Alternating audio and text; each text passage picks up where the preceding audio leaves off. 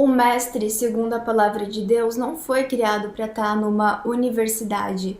Ele foi constituído por Deus para que ele estivesse no meio da igreja, ensinando a todas as pessoas. E a palavra fala que os mestres que vivem dentro dessa hipocrisia estão desonrando a Deus. Olá, meu nome é Victoria Busque, eu sou a teóloga e hoje nós vamos continuar o nosso estudo dos 5 ministérios com o último ministério, que é mestres. Nós vamos estudar quem são os mestres, qual é a missão deles, como trabalham e quais são os limites deste ministério. Em Efésios 4, 11 e 12 está escrito assim: E ele mesmo concedeu uns para apóstolos, outros para profetas, outros para evangelistas, outros para pastores e mestres, com o fim de capacitar os santos para a obra do ministério, para a edificação do corpo de Cristo.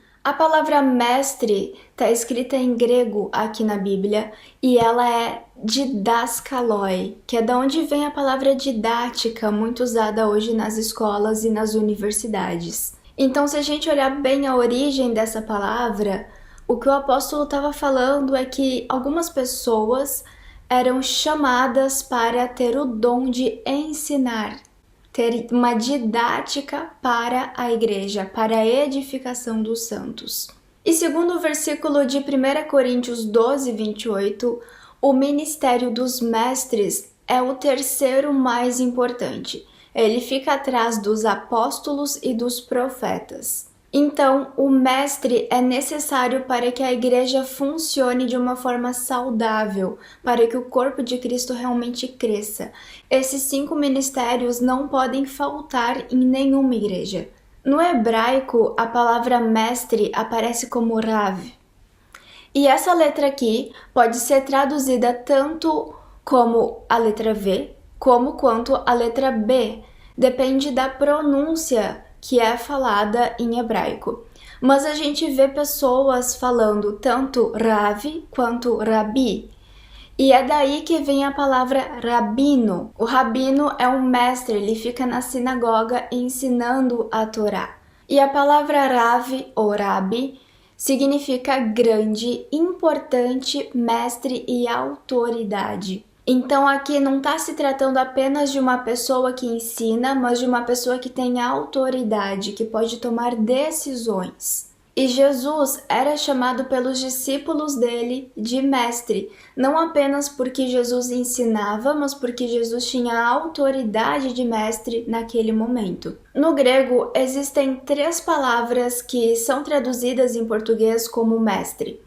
A principal dela é didáskalos, que é a palavra que o apóstolo Paulo usou para falar do ministério, mas também existem mais 2. Kategetes, que significa instrutor principal, guia, mestre, líder. Então, quando essa palavra é usada, significa que aquele mestre é o maioral, é o mais importante de todos. Se você olhar para as artes marciais, em como é organizada a hierarquia delas, principalmente as de origem asiática, você vai ver que existe o sensei e o mestre. O sensei é o professor, é aquele que está lá no tatame ensinando os alunos a lutarem. E o mestre é maior que o sensei. Então o mestre ensina o sensei, o mestre orienta o sensei. E aqui mestre tem esse significado.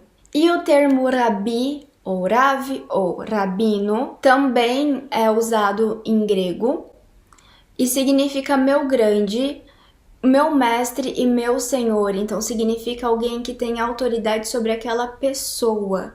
Então quando uma pessoa fala Jesus é meu mestre, está dizendo que Jesus tem autoridade sobre ela. Na época de Cristo e até um pouquinho antes dele, existiam mestres também.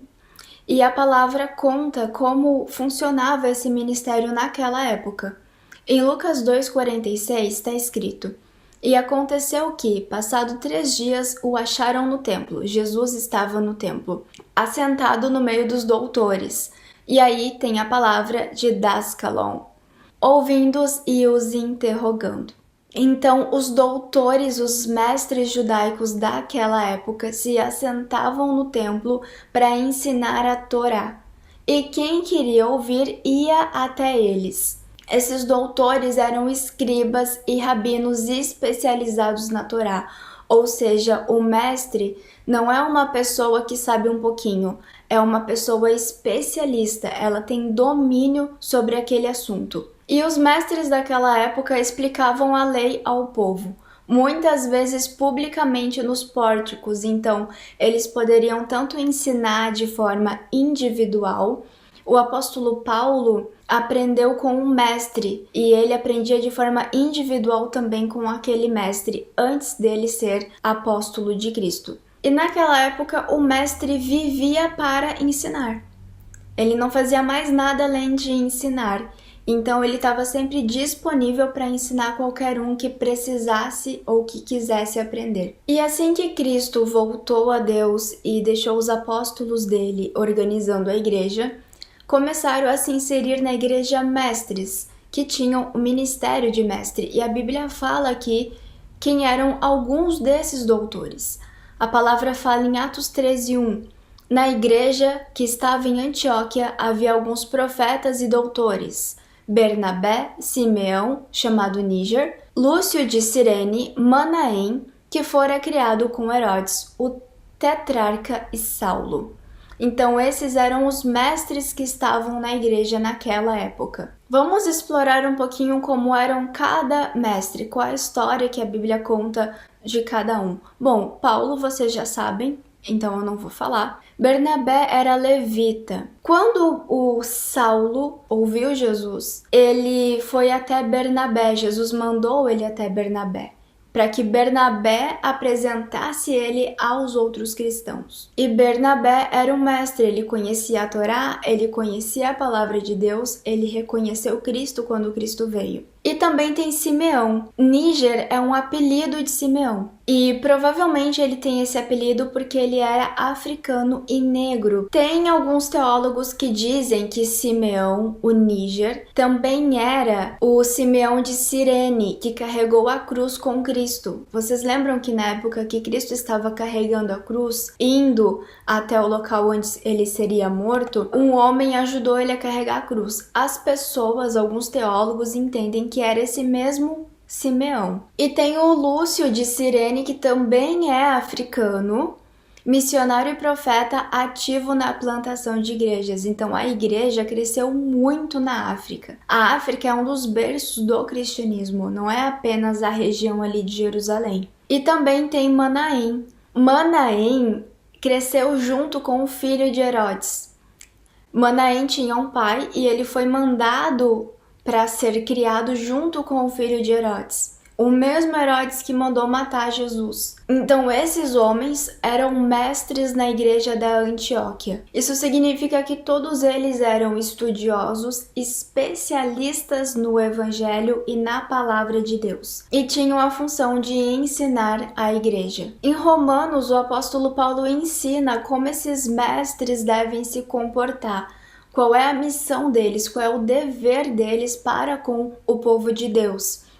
Em Romanos 2, 17 ao 24, está escrito: Se porém tu, que tens por sobrenome judeu, repousas na lei e te glorias em Deus, que conheces a sua vontade e aprovas as coisas excelentes, sendo instruído na lei, que estás persuadido de que és guia dos cegos, luz dos que encontram em trevas, instrutor de ignorantes, mestre de crianças, tendo na lei a forma da sabedoria e da verdade. Tu, pois, que ensinas a outrem, não te ensinas a ti mesmo? Tu que pregas, não se deve furtar, furtas? Dizes que não se deve cometer adultério, e o cometes? Abominas os ídolos e lhes rouba os templos? Tu que te glorias na lei, desonras a Deus pela transgressão da lei? Pois como está escrito, o nome de Deus é blasfemado entre os gentios por vossa causa. Então aqui a palavra dá algumas explicações sobre o que o mestre faz e como ele deve agir. A palavra fala que o mestre é instruído na lei, ou seja, ele tem um conhecimento, ele estudou a lei profundamente. E ele é guia dos cegos e luz dos que se encontram em trevas. Então, o mestre por meio da palavra de Deus, vai guiando as pessoas. Diferente do profeta que fala aquilo que Deus manda, diferente do apóstolo que trouxe algumas doutrinas e que revela doutrinas, o mestre ensina aquilo que está escrito. Ele é instrutor dos ignorantes. Então, as pessoas que não conhecem a palavra, que não estudam a palavra ou que não conseguem compreendê-la por conta própria, vão até o mestre para que o mestre as ensine. E o mestre não ensina só gente adulta, ele também ensina crianças. Então, tem muita gente que pensa que o mestre ele só vai ensinar pessoas que estão estudando teologia, mas na verdade o mestre tem a função de ensinar todos, inclusive quem é pequeno, inclusive as pessoas mais comuns. O mestre, segundo a palavra de Deus, não foi criado para estar numa universidade. Ele foi constituído por Deus para que ele estivesse no meio da igreja, ensinando a todas as pessoas. Mas aqui o apóstolo Paulo traz uma exortação aos mestres. Ele não fala só da função, porque na verdade esse versículo aqui, toda essa parte, ele não falou com a ideia de explicar o que o mestre fazia, porque eles já sabiam. Ele estava fazendo uma exortação, porque tinham muitos mestres que ensinavam coisas para as pessoas, mas viviam de uma forma que contrariava aquilo que eles ensinavam. Então ele fala: tu que ensinas o outro, não ensinas a ti mesmo? Como que tu vai ensinar outra pessoa a ser fiel a Deus se tu não ensina a si mesmo a ser fiel a Deus? Como você vai falar, por exemplo, para uma pessoa orar se você não ora? Como você vai falar para uma pessoa ler a Bíblia se você não lê? Ele fala: você prega que não deve furtar, mas furta. Você fala que aquilo é errado, mas você faz aquilo que você disse que é errado. E a palavra fala que os mestres que vivem dentro dessa hipocrisia estão desonrando a Deus. E ele fala que Deus é blasfemado entre os gentios por causa dessas pessoas. Então tem muita gente hoje que é totalmente contra a igreja, que tem pavor de entrar em igreja e de falar de crente, porque eles passaram muitos anos da vida deles vendo cristãos que eram hipócritas, pessoas que ensinavam, que eram legalistas, que pregavam aquilo que era certo, mas que não faziam nada daquilo. Em Marcos 23, versículo 1, depois versículo 6 ao 12, está escrito: na cadeira de Moisés se assentaram os escribas e os fariseus. Aqui o apóstolo Paulo está falando que os escribas e os fariseus se colocaram em uma posição de autoridade e poder que não pertencia a eles. Amam o primeiro lugar nos banquetes e as primeiras cadeiras nas sinagogas, as saudações das praças e os serem chamados de mestres pelos homens. Ou seja, ele está dizendo que os escribas gostavam do glamour que o título de mestre dava a eles. Eles eram populares, eles eram importantes, eles eram venerados pelas pessoas. Vós, porém, não sereis chamados mestres, porque um só é o vosso mestre, e vós todos sois irmãos. Vocês percebem que não sereis chamados de mestres não está usando aquela palavra do grego da onde vem a didática. Está usando a palavra kategetes, que significa um mestre superior, aquele que tem autoridade sobre as outras pessoas. E o apóstolo está dizendo aqui que o mestre do ministério que Cristo instituiu não tem autoridade sobre as outras pessoas. Ele não é superior. Ele é uma ovelha, um irmão que estuda muito e tem capacidade de ensinar, mas isso não lhe dá autoridade sobre ninguém. Então nenhuma pessoa deve se sentir superior por ter um conhecimento a mais do que o outro.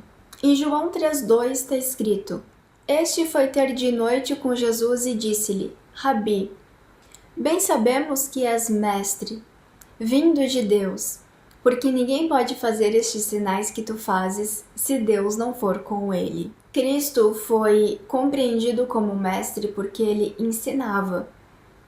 Mas, além de ensinar, ele tinha uma autoridade especial que os outros rabinos não tinham. Através das palavras de Cristo, vidas eram transformadas.